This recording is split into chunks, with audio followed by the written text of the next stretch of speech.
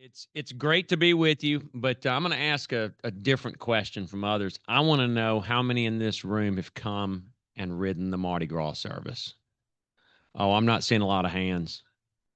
Okay, we got to. This is a problem. We've got to fix it. And there is capacity, believe it or not. There's not any today, but there's capacity on this train. So I want everybody to make a commitment that you're going to come south, further south than we are, and come ride Mardi Gras. Mardi Gras is a different breed of service. It's not like anything that you've seen before from Amtrak, and I can't really describe it to you. But the day I started, we had the executive leadership team in New Orleans, and they all asked me. They said, "What are we going to experience tomorrow on the Mardi Gras inaugural?" I said, "I could paint you the picture all day long, but you wouldn't be able to see it." I said, "You have to experience it." And I said, "It is an experience that you haven't had before in your capacity at Amtrak." The next afternoon, one of those ELT members came up to me and said, "You were right. You could not have painted this picture." So I'm sharing the same thing with you all. You need to come travel on March. We have to offer the Deep South between New Orleans and Mobile. This afternoon, as Jim mentioned, I'm going to touch base on Borealis. I'm going to go ahead and qualify that, as I am not an expert on Borealis, but I want you to see the similarities between Borealis and the Mardi Gras service relative to the development and relative to what those two services are doing to the respective regions that they serve.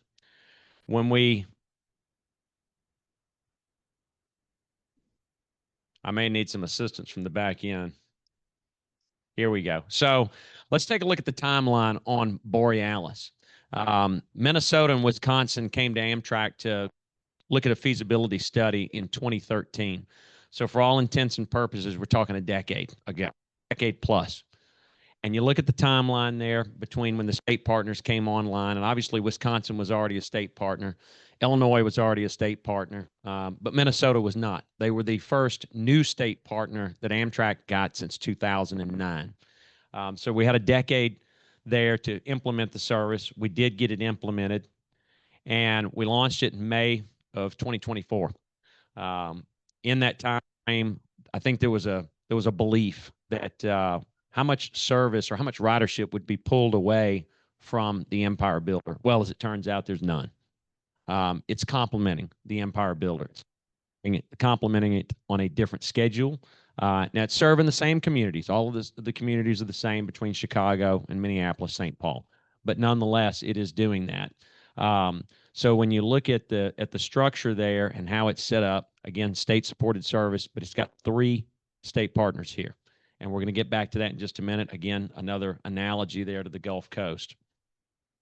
So when you look at the ridership in the first year, 214,000 riders in the first year.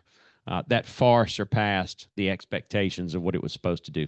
Again, same city pairs and station pairs that we've got on the Empire Builder. 93% of the riders are traveling in between those states. So that's another key factor there. It is consistently operating at very high load factors. When we look at the state partnerships between Wisconsin, Minnesota, and Illinois, one of the key challenges, frankly, is getting everybody on the same page at the same time. And John Robert touched on something earlier that we think is very important, and that is the state compacts. With a state compact, you can solve this issue of the herding cats, if I may call it that, when you look at the different agencies that you have to deal with. And we're talking state, local, and federal. You have to get everybody on the same page. When we're talking about that decade, John Robert talked about the study that had to be done at Southern Mississippi for the Gulf Coast. All of those things, you start looking at them, and you see all these similar patterns. It should not take a decade to start a new service. To put things in perspective, we built the Transcontinental Railroad in a shorter period of time, from legislation to the driving of the Golden Spike, than it took to start either of these services. So just put that in perspective. So now let's talk about something that's a little bit closer to my neighborhood and a couple of other folks in this room.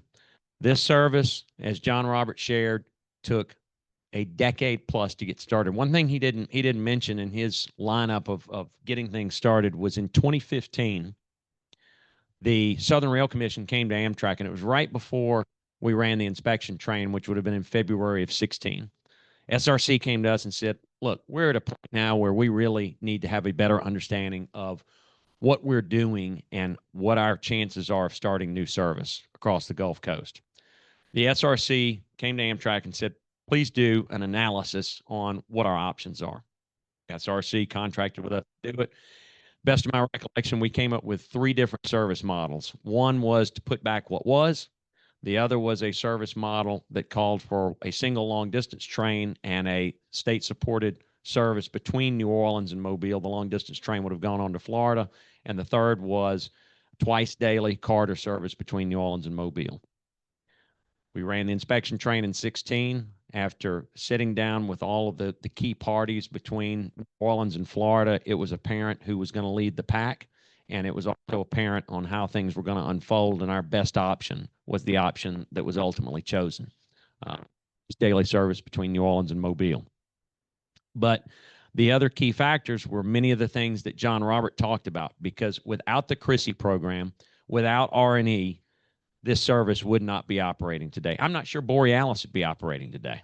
Both of those services were critical to having those 2 federal partnerships in place, because I can promise you, Minnesota, Mississippi, Louisiana, the city of Mobile, since we didn't get a partnership with the state of Alabama at that time, none of those partners had 100% resources to cover the capital costs, much less the operating cost of these services. So when you factor in those federal programs, it was critical to have those in place. And needless to say, both of those services are taking advantage of that. Along the Gulf Coast, we're going to have, and they're about to get started on some of it. We're working on the agreements right now, but we are talking about north of $200 million in infrastructure that's going to go in the ground between New Orleans and Mobile, primarily on the CSX New Orleans and Mobile subdivision, but also on the Norfolk Southern in New Orleans, because we come out over the NS before we get to CSX. But nonetheless, that's going to be over a 3 to 4 year period that those infrastructure projects will occur. There are multiple sidings that will be lengthened, and several other projects along the Gulf Coast. There'll be some grade crossing projects as well, some interlockings that'll be modified in New Orleans, and some other things. A bypass track around Gentilly Yard in New Orleans, just to name a few, and you'll see that here in just a minute. So we look at our partnerships on the Gulf Coast.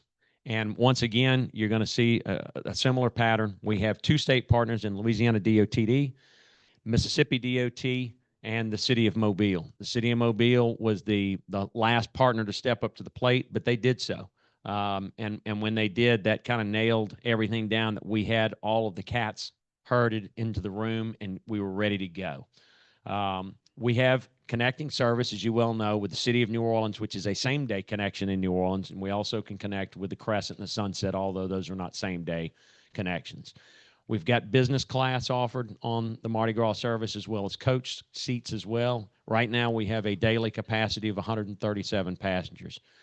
Just to put things in perspective, John Robert mentioned the ridership numbers that we've got, which are exceptionally well and significantly stronger than what we had expected coming out of the gate. But this is the schedule, and I'll be honest with you, this is what is making Mardi Gras stand out, and that is the fact that we have 2 frequencies. If it was a single frequency service, I do not believe it would be as successful as it currently is. We have trains operating in opposite directions in the morning and doing the same thing in the evening. And you'd say, okay, well, does the train that's running to Mobile in the morning, is it doing as well as the one going to New Orleans in the morning? No, it's not, but they're not dramatically different from one another. And it is a major contributing factor for the traveling public to have options. And on the Gulf Coast, they've got options, and you're going to see what the ridership is looking like here momentarily. But nonetheless, the schedule is really good. When we have Saints games at noon on Sunday, I rest assured this Sunday is one of those dates. It is sold out. And there's a lot of other days where we don't have a Saints game that the trains are sold out. So back to the point earlier about the Buff community wanting to ride, I can assure you it's a lot more than the Buff community riding the Mardi Gras service. I'll give you a couple of examples. I was telling Roger the other day, we were talking about it, and I rode in one morning, and there was a lady with multiple bags getting off the train, and I asked her, I said, where are you going? She said, I'm going to Europe. I said, we don't go there. she, she said, she said, I'm riding Mardi Gras from Pascagoula to New Orleans. I'm going to Uber to MSY, and I'm going to fly to Europe. And I'm not paying $18 a day to park my car at the New Orleans airport.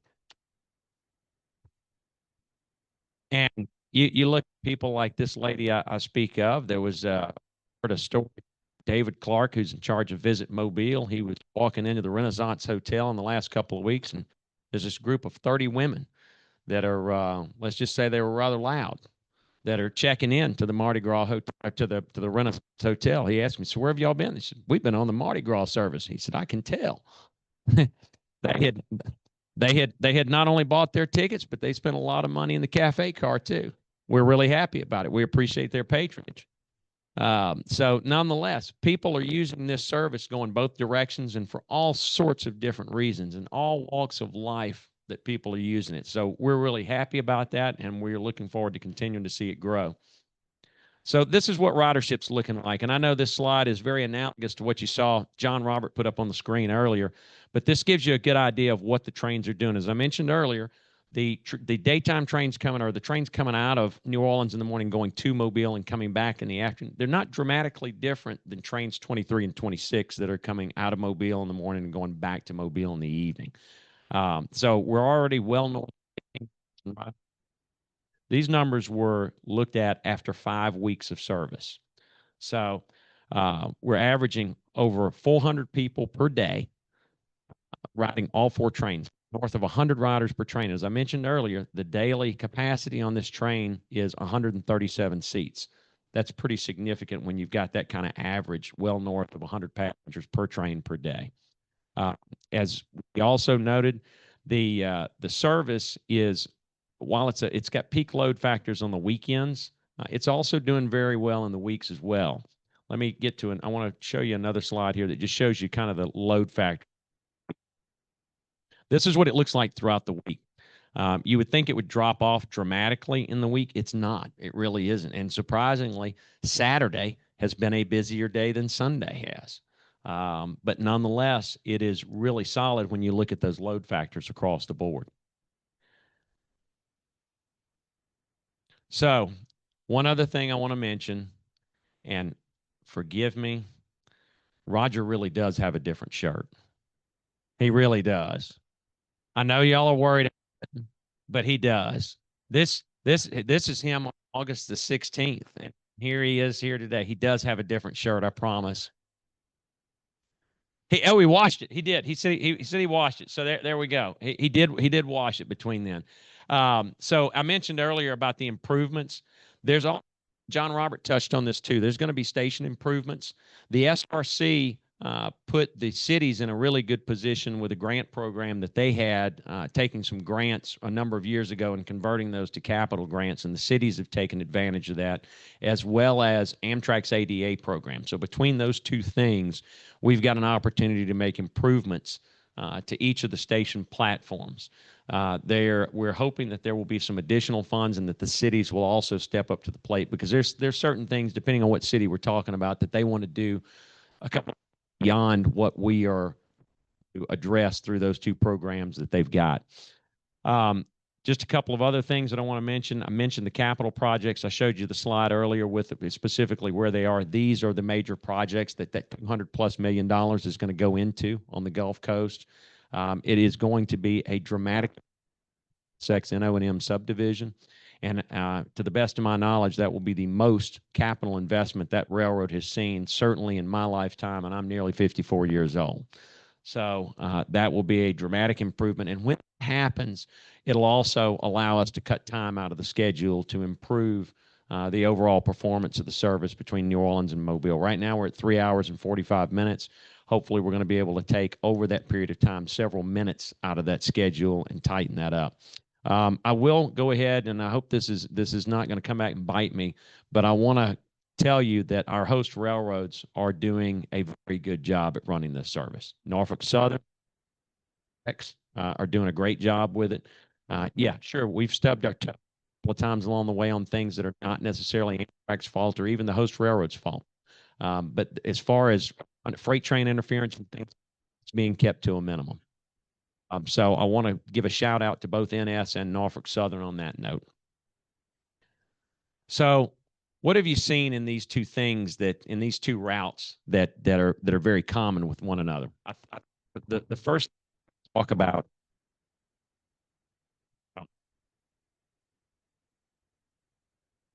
work. Okay. The amount of time that it's taken now, when we look at both Borealis and the Gulf Coast service, the Mardi Gras service, we're looking at a decade in new service. It's certainly too long.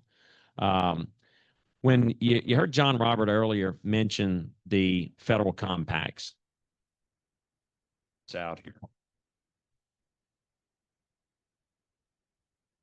We'll try this. Is this a little bit better? Okay. My apologies. Thanks for the Protect equipment. So when we talk about it, you look at it and you say, okay, what are the things that we can do that we've learned from between Borealis and Mardi Gras? First thing, obviously, is the time. The second thing is when we talk about multiple state compacts, you look at the Southern Rail Commission, and they are not exactly where we need them to be, but they are an example of the type of organization that we have to have when we're talking about states such as Minnesota, Wisconsin, and Illinois versus a state as big as Texas that can do things on its own and do things intra-state. On the Gulf Coast, you're talking 155-mile route. We need 3 state partners there to make that work. So the federal compacts are critical going forward. That's a critical element that we need to exercise to the best of our ability.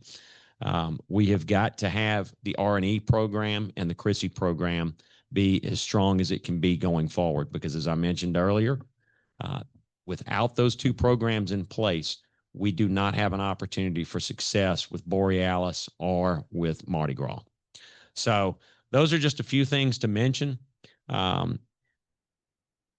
We can also talk about state sponsor capacity in the sense that we need the capacity in place to accommodate these services. So we also have to have a host railroad that is going to be a willing partner. You know, I-20 has been mentioned here before. The Canadian Pacific certainly addressed that from a capacity standpoint in a partnership with us on getting us to agree and work with them on the merger. But that is also going to be another critical path, and it's probably going to be, frankly, a longer one because we have so many other things to address when we talk about a route like that. But you look at a service, say, for example, New Orleans to Baton Rouge. New Orleans to Baton Rouge is already in the FRA program today. It is something that we can advance relatively quickly in the big scheme of things. And things that are already in the FRA program today that are under IIJA, it gives us that opportunity to advance those proposals sooner rather than later, as long as we have willing state partners and we have willing host railroads that will work with us. Okay, let's get to something that's a little bit closer to home for everybody. I don't think it's any secret this year that we had a challenge with the Heartland Flyer. Ever since the state of Texas has been involved with the Heartland Flyer partnership with Oklahoma, they have come through and funded that service. Now, what everybody needs to know, it was a fixed number. That number never changed in the decade-plus period of time that the Texas legislature funded the Heartland Flyer. It was the same $3.2 million. I don't know about you all, but a price of bread's a little bit more. The loaf of bread is a little bit more today than it was a decade ago, along with everything else that we buy. This changed this year when the Texas legislature opted to not fund the Heartland Flyer. And rest assured, Peter Lakota is sitting in the room right here. He and I both nearly had to start paying taxes in the city of Austin because we were there so much.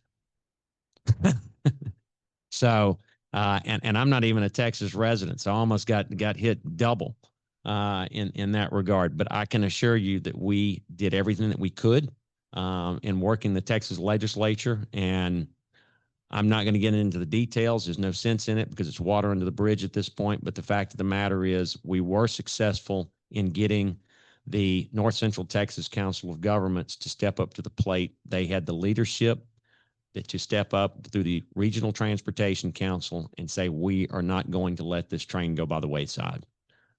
Michael Morris and his team did a fantastic job. They should absolutely be commended, and it took an effort, a yeoman's effort. It took the mayor of Fort Worth. It took the mayor of Gainesville. It took a lot of people in North Central Texas to come together to say, we're going to do this. And they did. So my hat's off to them for what they did. But we're not out of the woods yet, because what they did was put us in a position to where we keep the service going for another year. We've got to come up with another year of support before we get to the 27 legislative the Texas legislative cycle in 2027. So we are not out of the woods, and we still have a lot of work to do, and we're going to keep doing that.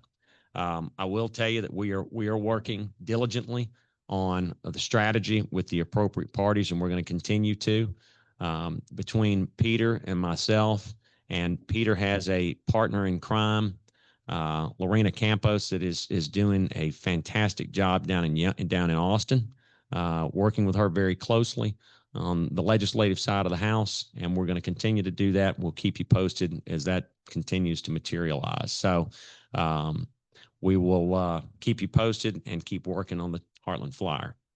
Just a quick overview for the federal appropriations and the way things are looking right now. There's obviously a House and Senate number. We like the fact that the White House kept us at a number that is comparable to what we are looking for, and we are seeking the $2.4 billion that you see here on the screen. The House and the Senate numbers, while they are out, they are not finalized numbers, and we're going to continue to work through the appropriate channels to make sure that we get closer to the number that we need. But that will be something that will continue to be in the works in the coming months, and we'll keep you abreast of that accordingly. But this is just a quick overview of where we are at Amtrak, and I am happy to entertain any questions. But more importantly, I think I'm pleased to say that we've got this train back on time this afternoon.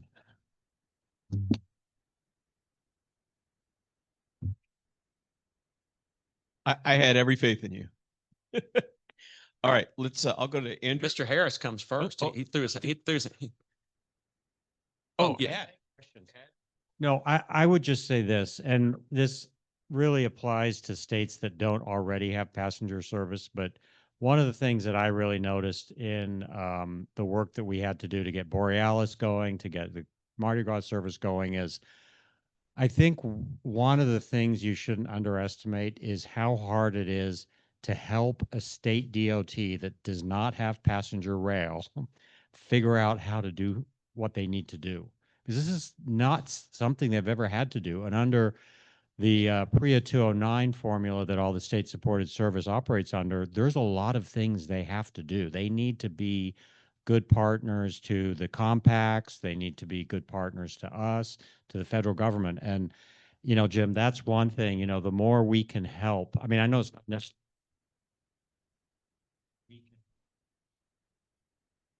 FRA really needs to help in that too.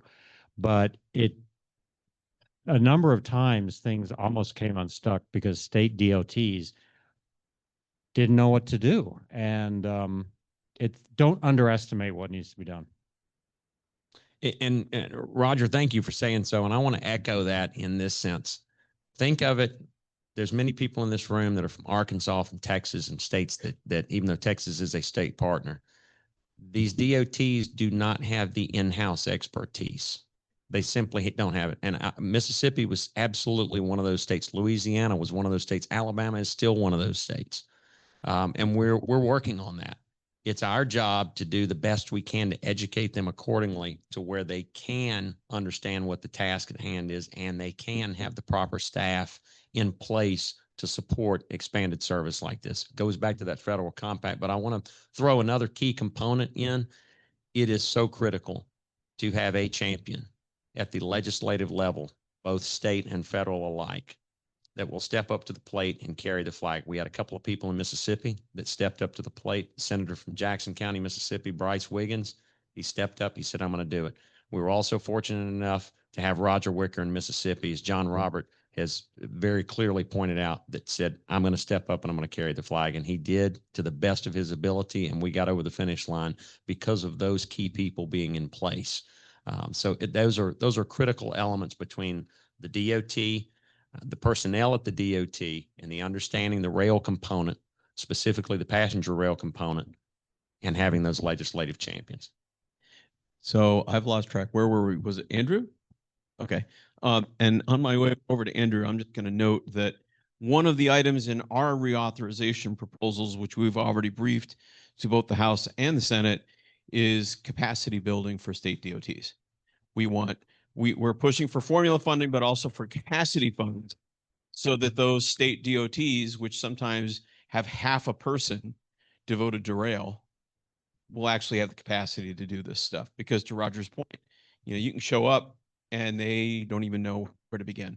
So, Andrew. Yeah, I don't know if this is outside of Amtrak's scope here, but I wanted to kind of piggyback on some of the work I think a lot of us had involvement with on FRA long distance study, and how that might have been a going concern for y'all. And I think is that still a going concern now in regard to moving on and seeing how we get to, from Borealis to Gulf Coast to maybe something a little broader that kind of fills in the connectivity gaps? Because a lot of people are asking, well, Mobile's awesome and we're excited to see it, but folks in Pensacola and Tallahassee are kind of feeling a little despondent, so. I had that question raised in this room just a short time ago, and Roger and I did give two different answers, but they were both very relevant. I'll give you, I'm going to give you his answer first, which is probably the closest one. Going further east of Mobile, going further east of Mobile, there's two challenges. The first is the Port of Mobile. The second is, back to my earlier point, we've got to have champions in the state of Florida that are ready to step up to the plate and say, we want to do this, both at the legislative level and the DOT level. And that can be said for any given state around the country. And I don't think it really matters whether we're talking about a state-supported route or a long-distance route, because while they may require a few different things, the roots of getting those services started still require the same parties. We still have to have those DOT champions. We still have to have those legislative champions. We may have to have more resources, different resources, but nonetheless, and additional resources, it still starts at that level. Yes, sir.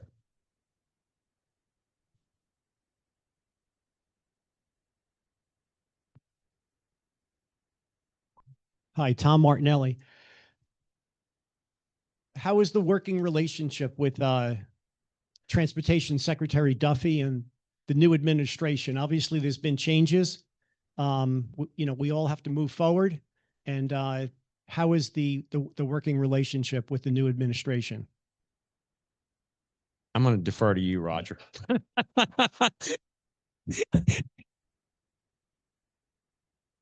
Thank you.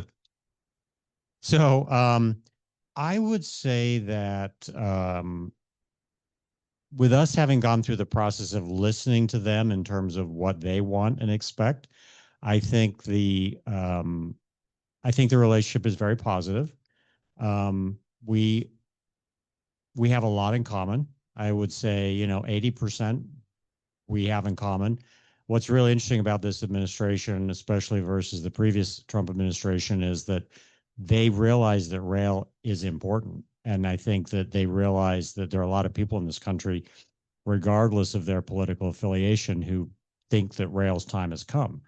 They have some different opinions on how to execute some things. That's fair.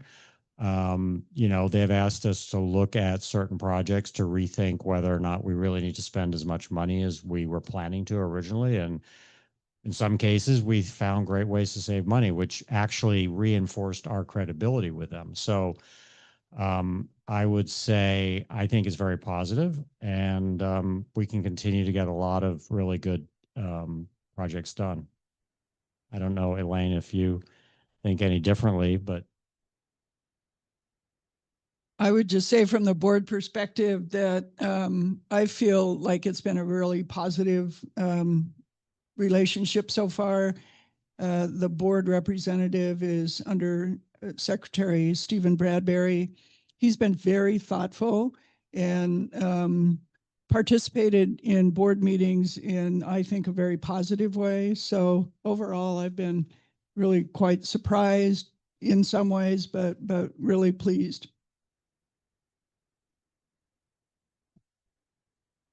So keep in mind that the Trump administration added $400 million to the Chrissy Grant program. That's a strong statement of support and getting money out the door. Can it go all to short line freight railroads? It could, but that's not what's going to happen. And then when you saw the video that was made on the train, if you noticed a young man, Kyle Fields, he is chief legal counsel for FRA. Whose office did he come from?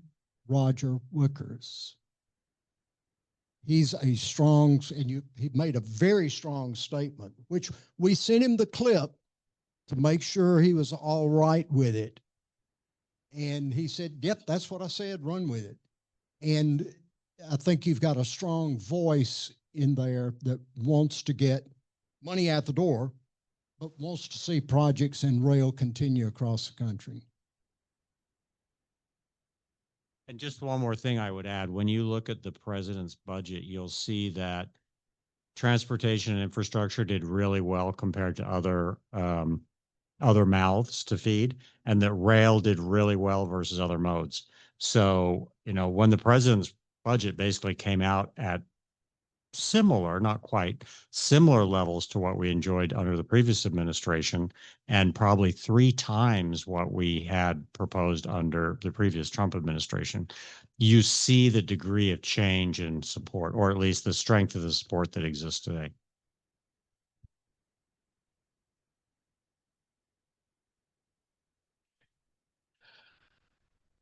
Stu Nicholson from Ohio, and actually a former employee of the Ohio Rail Development Commission, as well as an RPA board member currently. So we have a structure for rail development in Ohio. That being said, we also have a legislature that is very reluctant to get on board. I think lukewarm is understating it. So let me ask you this: what is your best advice for getting state legislators to understand that this isn't like approving, a rail spur project for a freight rail project, and it's not just a corridor ID passenger rail project, of which we have 3 working in Ohio. How do we get them to understand that these are transformational projects on the scale of what we saw at the beginning of the interstate highway system? This is the way I would answer that. If you can find 2 or 3 of those champions I described, if you'll bring them down to Mississippi, I'll show them something. And let's make no mistake about it. Mississippi is one of the reddest states in the union. And Mississippi stepped up to the plate and put a lot of money on the table for the Gulf Coast, a lot of match money.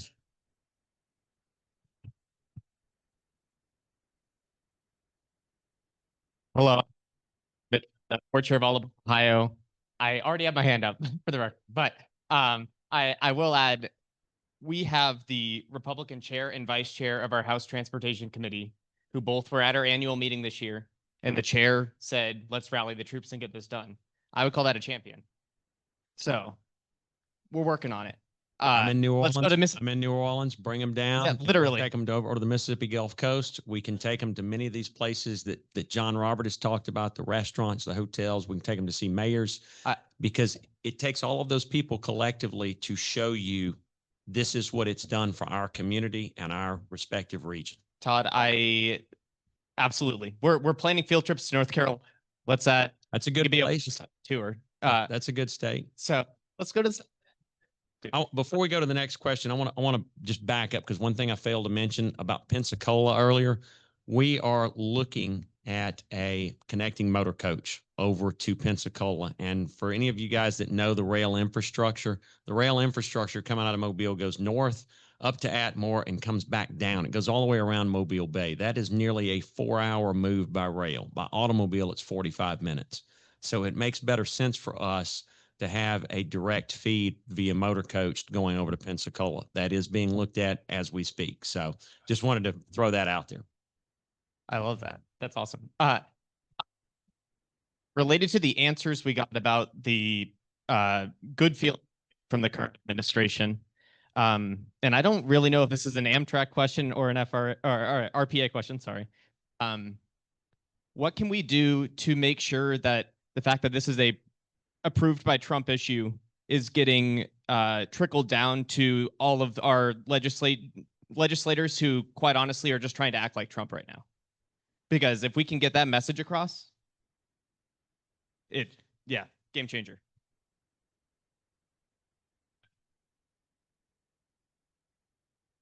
So look, I'll accept the premise of the question because I think that's correct. There is whenever there's a political movement, you want to try to align yourself with whoever that is.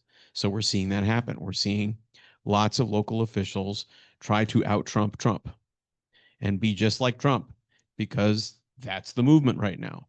So to the extent that we can show that this already has favor in the federal government, I think that's a legitimate thing. It doesn't mean we have to, throw everything away. It doesn't mean we have to totally change everything we said 4 years ago when it was Biden writing big checks. But it does mean that we have to recognize that we need to always have the right message for the people we're speaking to. And that has been true regardless of who's in the White House. Well, right. It's worth reminding a lot of our colleagues who are in that space of wanting to respond to the moment and pick up the ball that is rolling as a political trend. I like to throw the example of Dave Bratt around, fair enough. If you saw my presentation at All Aboard Arizona a couple years back, you'll note I referenced him quite a lot there. But Dave Bratt stood up against rail in Virginia, and the very next election cycle, he lost to Abigail Spanberger.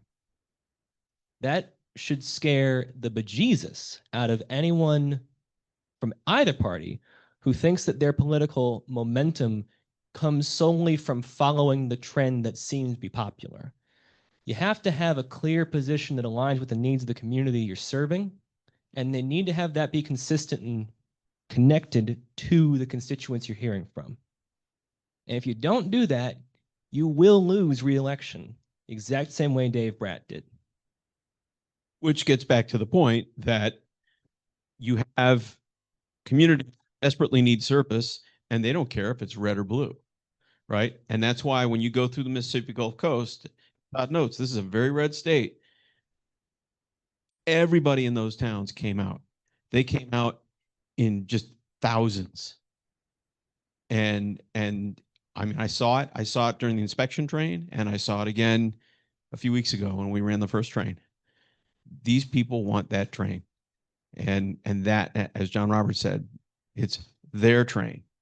And so that is the most powerful message we have. I think that's the most powerful message we have. Can I add one thing? Just since we're kind of on the bleeding edge of the practical around keeping the service running for the next decades that come, I think it's really important that we educate legislators on the economic value. I mean, the presentation we saw earlier, the true economic value, and convince people that it's worth the investment, because it's no secret, I think, that all of these state-supported services require some degree of financial support on an ongoing basis from the states themselves. And if the legislators aren't willing to re-up their financial commitment to the service every year, then it becomes this continual problem, like we saw with the Heartland Flyer, where if we lose state funding, then we can't continue to operate it. Now, it's incumbent upon us to run the best service we can to generate as much ticket revenue so that the service subsidy is as small as possible. But there is no service in this country today in the under the PREA 209 framework that is self-sufficient. So there is always going to be a certain degree of financial support required, because these services generate so many external benefits that don't get monetized they're the hotels and the restaurants and all the other things. They don't get monetized to the service, they get monetized to the community. And that's why we need the legislature to step up and continue the funding support. So you got to convince them up front so that you don't have this battle every year, I think. And I think just to put a sort of period at the end of that, when we were up, we made 2 trips to Maine this year to the legislature to work on this Downeaster. And what we were trying to do was to just get the legislature to agree to apply for a phase 1 corridor ID grant. I mean, there is no lower bar than that. $500,000 of free federal money, no match required.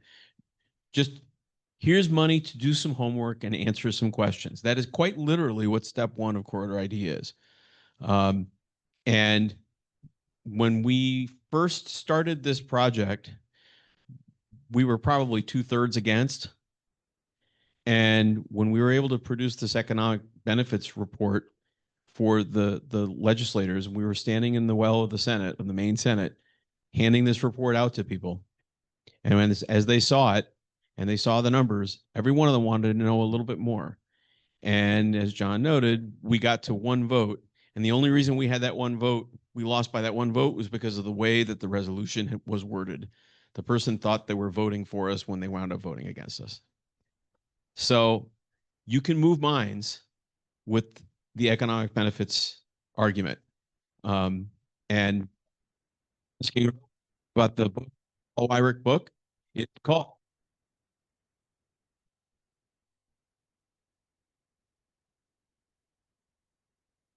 Moving Minds. Any other questions? Yes, sir.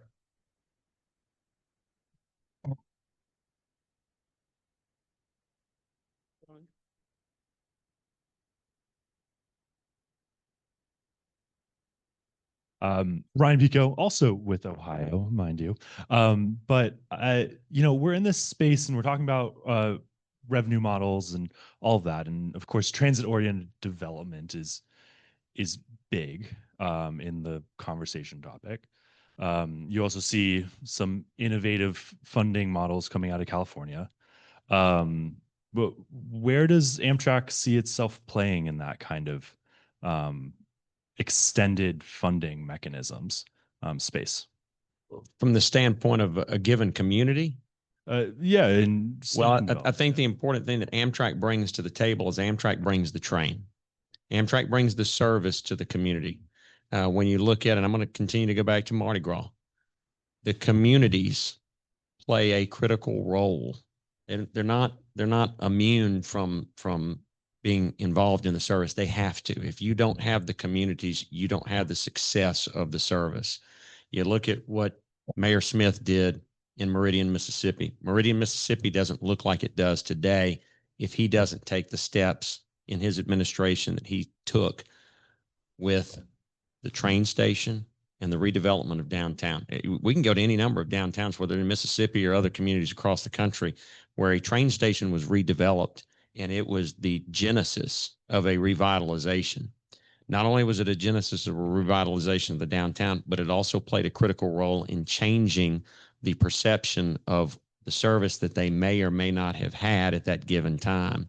And I can go take you and show you case after case where ridership has gone up in a community that either had service or expanded service because the community made an investment. And it is critical for the communities to play a role in it. Back to your question, Amtrak is going to bring the service to the community. That's what we're going to do, and that's the most critical role that we're going to play. Are there other things we can do? Yes, sure, but it's critical for those communities to be directly involved with us hand in hand. Yeah, I would just add this too, that we are looking at ways to attract private capital potentially to projects that we build. And where we own real estate, we're also looking at opportunities for transit-oriented development. We don't own the vast majority of the stations in the country, but we also look for opportunities where we can, co-sponsor development as well. We haven't been really active in that yet, but it is one of the things we're working on. Any others? Back corner.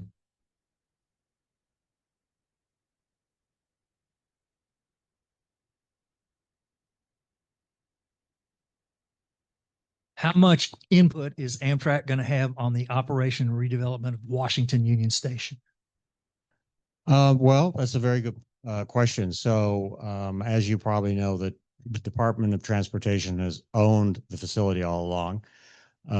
We're currently figuring out how we transfer some of the details between USRC, which is the redevelopment entity for the station, and the DOT. And we will continue to have operational control of the building for the operation, because it's also a rail center for the commuter agencies as well that operate there, MARC and VRE. And then USRC will be primarily responsible for operating the head house and redevelopment and expansion of the station. But so far, we've had a very cooperative working relationship with USDOT, and they have been very actively soliciting our input on how we think it should work. So I would say that it's a productive process.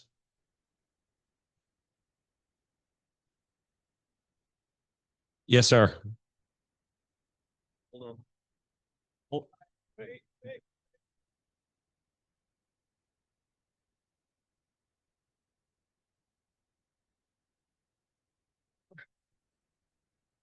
And a quick question for you regarding Mobile and the other stations in terms of right now they're sort of using tents and a tent in Mobile for a station, if you will, and the other stations apparently the buildings are not open for the most part when the trains run. So that's one question I had for you, if you could. And this is a very short question for Roger. What's happening with the Post Road situation? Relative to the Gulf Coast stations, there were only Bay St. Louis and Gulfport were the only station stops that previously had a quote unquote station. That is still the case because it is really a kiss and ride situation at all of those facilities. The main thing that we're going to change is over the next 36 months is change the temporary facilities to permanent facilities. For example, Gulfport will have a canopy added to it. Biloxi will also be moved into the next city block.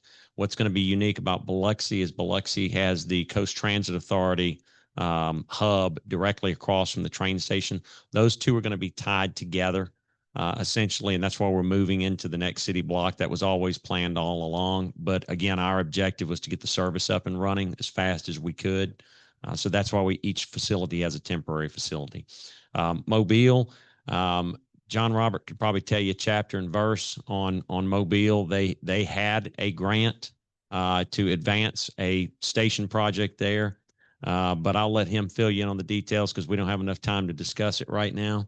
But nonetheless, those are all projects that will be advanced relative to the platforms and the additions that are going to be put in place there.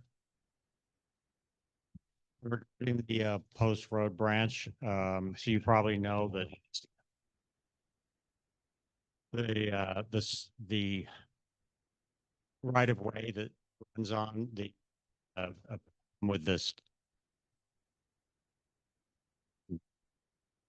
geotechnical remediation of the slope, and we're hoping to have the track back in service by the end of November.